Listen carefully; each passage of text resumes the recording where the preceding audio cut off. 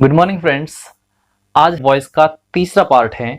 इसमें हम डिस्कस करेंगे कि इंपेरेटिव सेंटेंसेज की पैसिव वॉइस कैसे बनाई जाती हैं। स्टेप बाय स्टेप बहुत आराम से देखेंगे। बहुत आसान है, आप सबको बड़े इजीली ये समझ में आ जाएगा। लेकिन उससे पहले हम जान लेते हैं कि इंपेरेटिव सेंटेंस होते क्या हैं।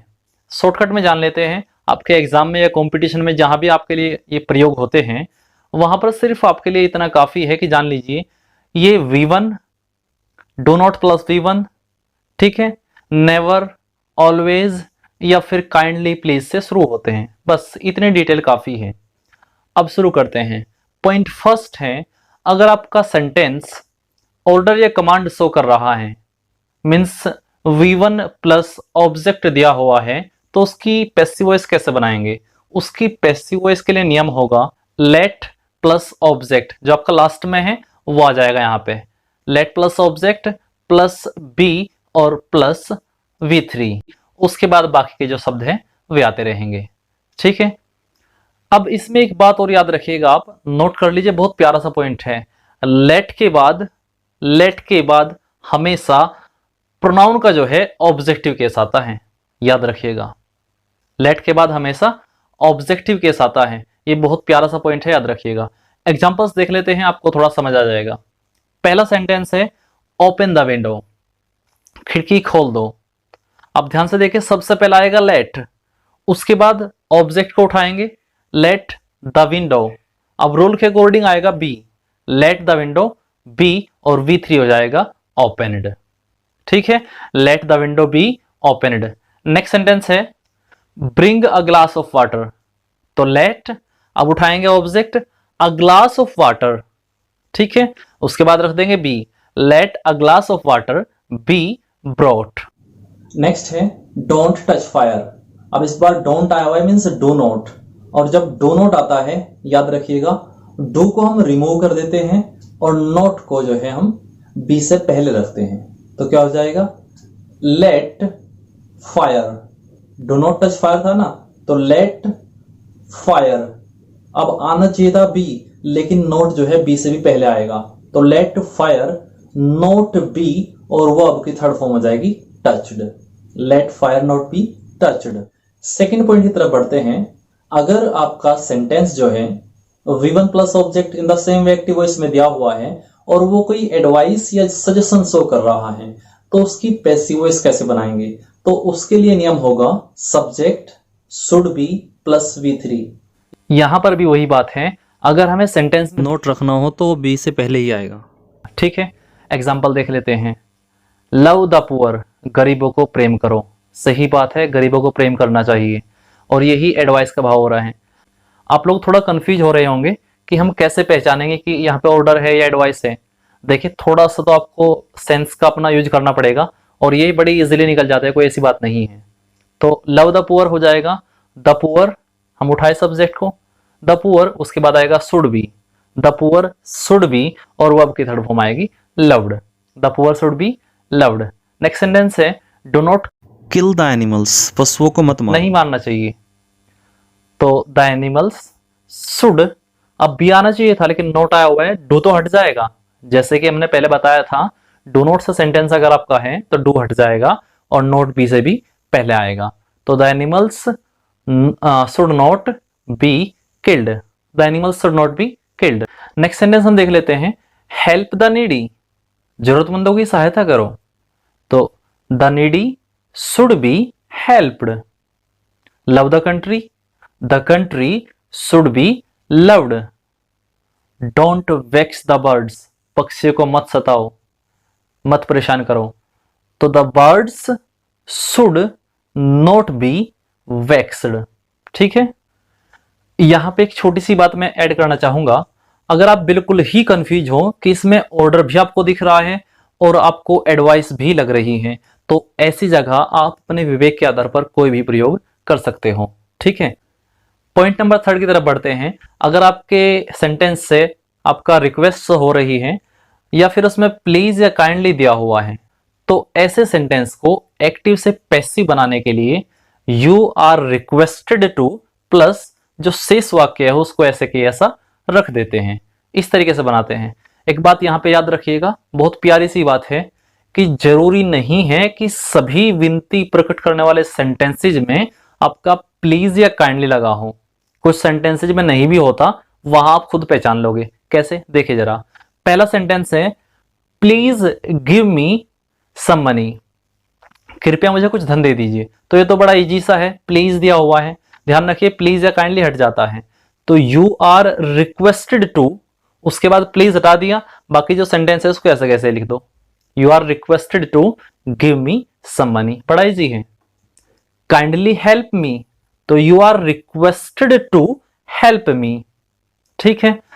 पोस्ट दिस लेटर, प्लीज, फिर से वही बात है, you are requested to post this letter, please नहीं आएगा। Do it for me kindly, कृपया से मेरे लिए कर दीजिए, तो you are requested to do it for me. यहां पे सोच रहे होंगे डू क्यों नहीं हटा, ध्यान रखिए यहां पे डू जो है मेन वर्ब है, इसलिए नहीं हटा, ठीक है। Please don't disturb me, please भी आया हुआ है और डोंट भी आया हुआ है, तो प्लीज तो हटना ही हटना है, और डोंट का अपना वही फंडा है, डू हट जाएगा, और नोट जो है वैसे तो बी से पहला आता था, लेकिन यहाँ पे बी नहीं है तो टू से पहले आ जाएगा। तो you are requested not to, ध्यान रखिएगा, not to disturb me. Give me your pen, अपना तो प्लीज है ना काइंडली है, लेकिन मुझे अपना पेन दे दीजिए, सीधी सी बात, आप किसी को धमकी तो देने से रहे, रिक्वेस्ट ही होती है, तो ऐसे सेंटेंसेज आपको पहचानने हैं। तो ये भी हो जाएगा आपका you are requested to give me your pen, बड़ा इजी है। नेक्स्ट पॉइंट की तरफ बढ़ते हैं। अगर हमारे सेंटेंस में ऑब्जेक्ट ही ना हो फिर क्या करें, तो देखिए क्या करना है। ऑब्जेक्ट ना हो मींस इंट्रांजिटिव वर्ब आपकी हो। इंट्रांजिटिव वर्ब होती है दैट कंटेन्स नो ऑब्जेक्ट, ठीक है, जिसके पास ऑब्जेक्ट ही नहीं होता है उसको इंट्रांजिटिव वर्ब बोलते हैं, उसको जरूरत ही नहीं पड़ती। तो ऐसे सेंटेंस का क्या करेंगे, जिस तरीके से हमने अभी पिछले वाला पॉइंट देखा यू आर रिक्वेस्टेड टू वाला, इसी तरीके से यहां पे यूज कर लेंगे। अगर ऑर्डर है तो you are ordered to plus शेष वाक्य, अगर सलाह है तो यू आर एडवाइज्ड टू, ध्यान दीजिए एडवाइज्ड टू नहीं एडवाइज्ड टू, ठीक है, क्योंकि एडवाइज जो है आपका वर्ब है और यहाँ पे वर्ब चाहिए। You are advised to plus शेष वाक्य से हम सेंटेंस को बना लेंगे। पहले भाव पहचानेंगे कि कौन सा भाव है, आदेश है, सलाह है, सुझाव जो भी है, उसके आधार पे एग्जाम्पल देख लेते हैं, आई होप आपको समझ आ जाएंगे। हमने कहा गेट आउट, बाहर निकल जाओ, है ना, तुम्हारी हिम्मत कैसे हुई तुम अंदर आ गई, तो इसको कैसे बनाएंगे, सबको दिख रहा है सिंपली गेट आउट, कोई प्यार से तो बोलता नहीं है ना, छो में बोलता है, गुस्से में बोलता है, तो फिर कैसे बनाएंगे, यू आर ऑर्डर्ड टू, बाकी सेंटेंस सेम टू सेम रख दीजिए, you are ordered to get out. Leave the room, कमरे से बाहर हो लो, तो you are ordered to leave the room. Next देखिए, मास्टर जी कमरे में आए, है ना, और डस्टबिन सारे को फैला रखा है, बड़ा गुस्सा आया, खड़े हो जाओ जरा, हाँ भाई कर लूं, वो डस्टबिन था वहां जा, गो देयर, तो ये भी आपका ऑर्डर हो जाएगा, तो you are ordered to, go there. Sir ji ने कहा स्टैंड अप, तो ऑर्डर हो गया, यू आर ऑब्जेक्ट नहीं इन सेंटेंस में नोट कीजिए, तो you are ordered to stand up.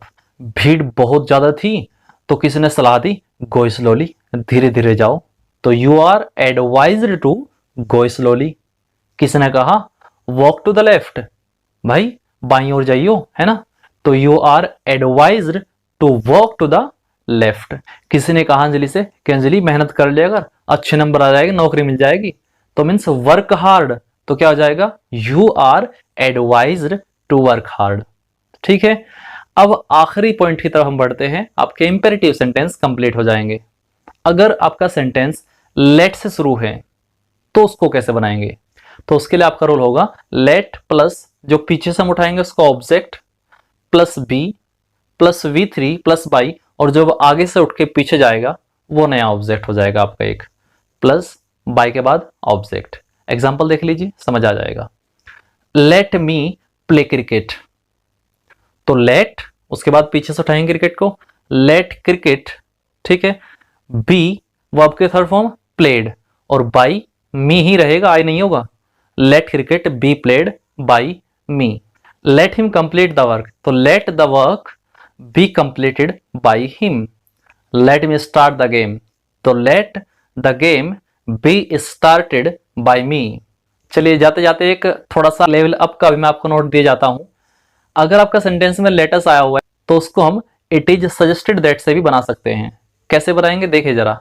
Late us play together, तो it is suggested that we should play together. Next देखिए, लेट अस स्विम, तो it is suggested that we should swim. इसी तरीके से आप बहुत सारे सेंटेंसेस बड़ी इजीली बना सकते हो। आई होप आपको समझ आया होगा। लास्ट में आपको एक एक्सरसाइज दी गई है, उसको सोल्व करने की कोशिश कीजिए। कोई भी आपको दिक्कत परेशानी हो तो आप मुझे कमेंट बॉक्स में बताइए। चलिए मिलते हैं एक नई वीडियो में, तब तक take care and keep smiling.